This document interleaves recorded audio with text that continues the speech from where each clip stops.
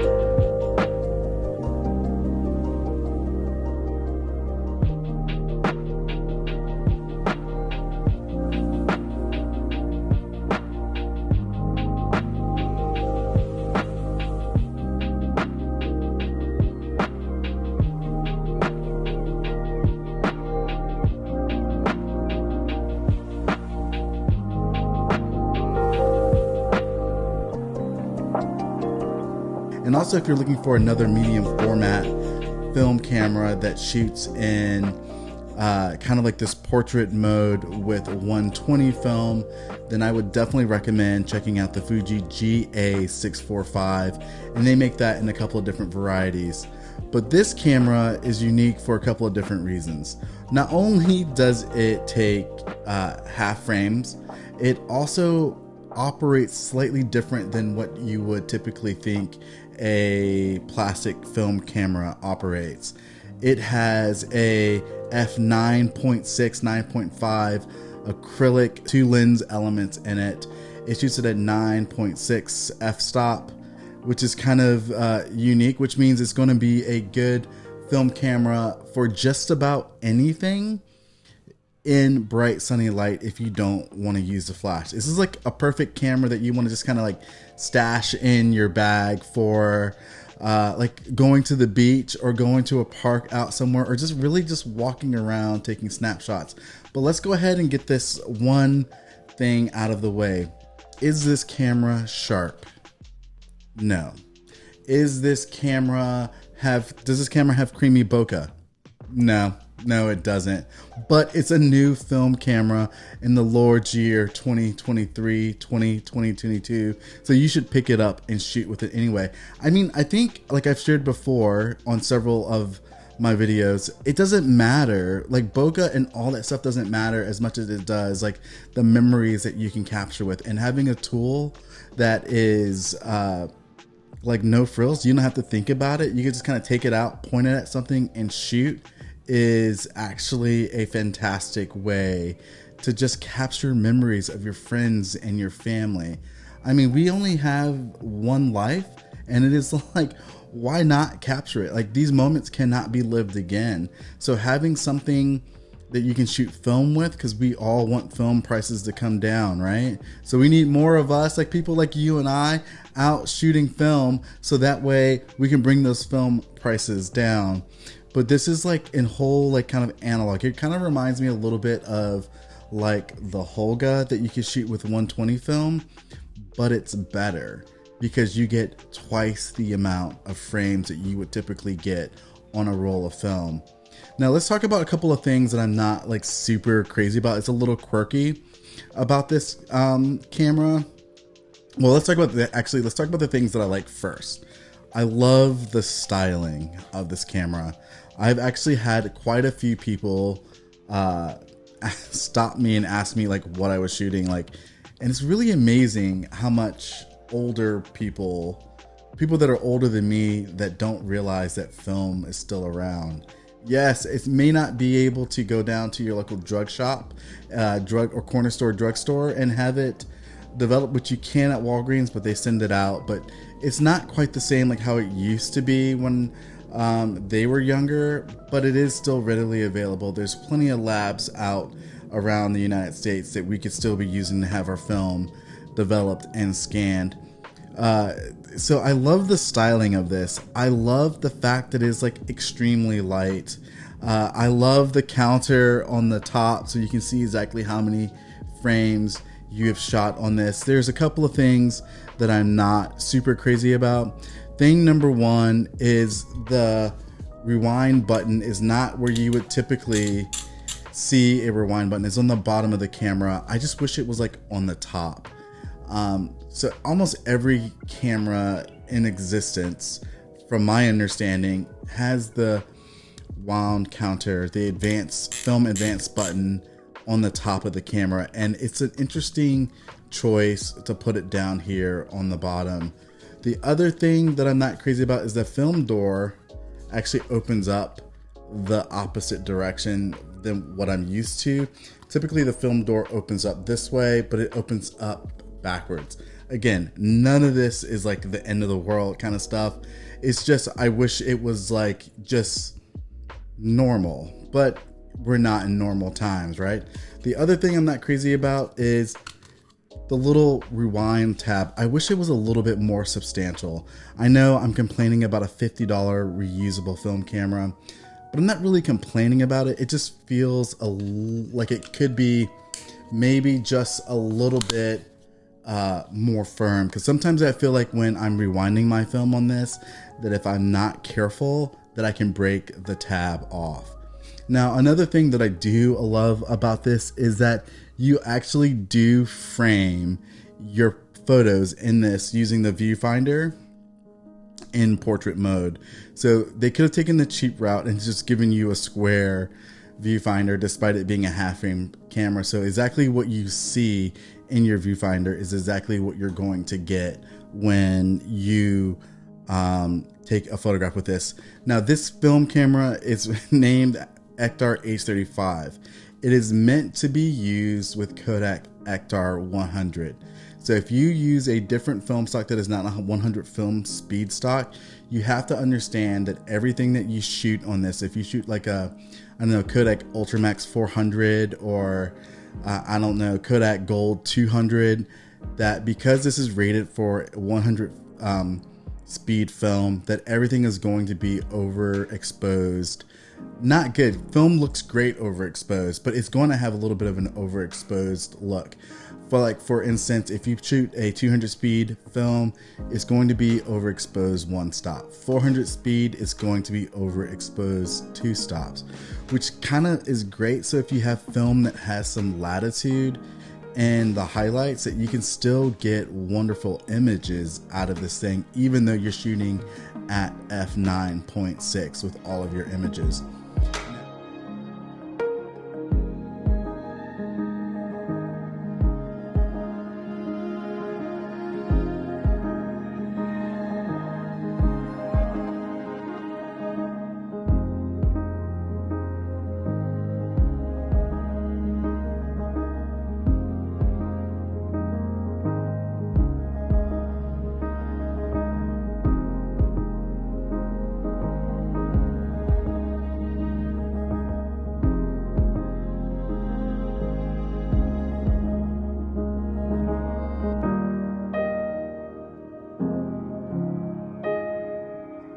Now, I've shot this indoors, I've shot this outdoors, I have shot this everything. Sometimes the colors, because it is an acrylic plastic lens, can be a little muddy if it's underexposed. So that's why I always would recommend using this camera in not well exposed, in like bright light. So everything that you shoot can be, just well defined. I did take my yellow lab out just to go kind of shoot a test roll of this, and I realized, because she's yellow, and when I'm in like a neutral space like this parking garage,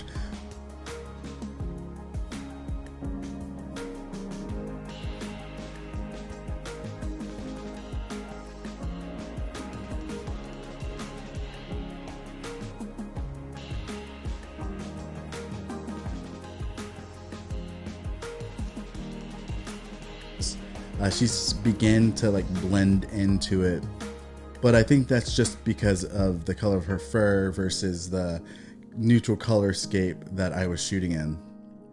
Now, I do want to talk about one random quick thing before I talk a little bit more about this, is that this camera costs about $50.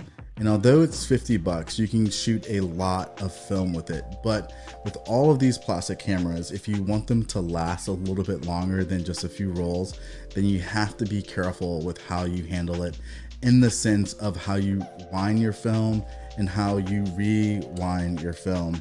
Like this little tab here on the back, it's plastic. It's not metal. So if you wind hard, you're likely to snap this bad boy off. And then all of a sudden you have a one-use camera that you can't get the film off. Just take your time when you're reeling your film in after you've reached the last frame, because it'll just be stuck in there. I have seen some people talk about that with this particular camera. Now, I do want to talk about the fact that this is a half frame camera for just a very brief moment. If you put a roll of 36 frames into this camera, that means you're going to get 72 frames, which can take, like, for me, it seemed like a lifetime to get through. I would recommend finding a 24 frame roll of film, so that way you can get 48 instead of 72. Now, the cost of film is expensive today. The cost of having it developed can also be expensive, but I think you should support shooting film, and I also think that you should support your local film lab because we want them to stay around as long as possible. But 72 frames can take forever to get through. On my Olympus pen, I actually still have a roll of film in there that I have not finished because I just forget to bring it with me, or I'm bringing my Leica with me somewhere, so I just kind of forget that there is still film in there. Oh, so the one thing that I think that you could do is when you're shooting film and you can't remember if you have like shot, if it's a 24 frame of film or 72 frames, if it's 36 or 24, is to take a piece of the box off of the film that you're shooting. Maybe take a piece of tape and just tape it to the bottom of your camera, so that way you know exactly how many frames that you are shooting in this camera. Because if you put a roll of 36 frames, you put it in your pocket and you forget about it for like a couple of weeks, then you may forget how many frames left that you have in this. It's just probably a good thing to do just naturally, even though you have a film counter here. So if you're stuck between, I don't know, 40 and 48 frames and you're at like frame 44 and you've totally forgot that you have a 36 roll of film in here, having that can be just a good reminder to help you let you know like how many frames left you have to shoot on this camera. Overall, I really enjoyed the results of this camera. I really enjoyed what I got out of it. I think it's a fun camera to have on beach days and just around. Like it does also shoot flash. The flash is pretty slow to recycle, but it will shoot with or without a battery in it for the flash. And that's what makes this camera so great. It is just simply, you don't need a battery. You don't need to think about the aperture or the ISO. You just go out and shoot depending upon what you have in it. If you want to shoot black and white film and it's really dark and you want to shoot Ilford 3200, then you can shoot Ilford 3200 in this and just realize that your film is going to be way overexposed. But if you're shooting in a dark point, like a dark or not well lit area, that you have the flexibility to do that. And it's a new film camera in 2022. What's not to love about that? Anyway, guys, I hope you enjoyed this video. Thank you so much for watching, and I can't wait to share with you some images that I got out of this, and hopefully you've seen some before. Hope you guys have a good one. Hope 2023 is treating you well. Thanks for watching, and I cannot wait to share with you in the next one. Peace.